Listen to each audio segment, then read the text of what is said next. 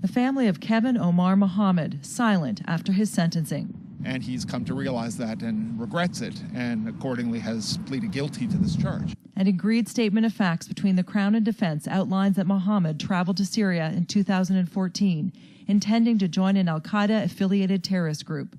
He returned just a month later after Canadian family members traveled to the region, convincing him to return home. According to RCMP testimony, this image, a massacre from a graphic video game, is what Mohammed posted online the same day he was arrested. A man who believed he couldn't be traced, who even allegedly tweeted, "Brothers, seriously, don't be paranoid about security agencies. They are not all-knowing." That cavalier attitude would be his downfall. They were able, leveraging technology like Twitter, like IP addresses, to track him and potentially follow him and his whereabouts. Mohammed had aliases online.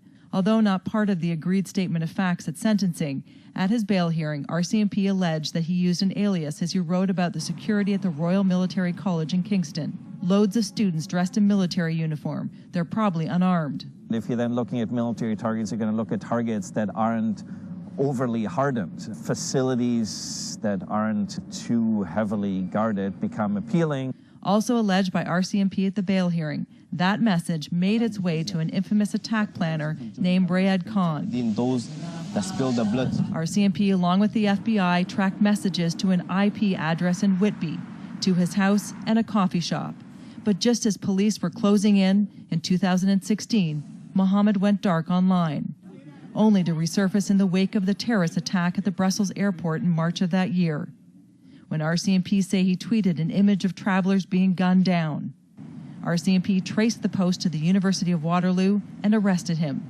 In his locker, they found notes from an al-Qaeda magazine on how to carry out an attack.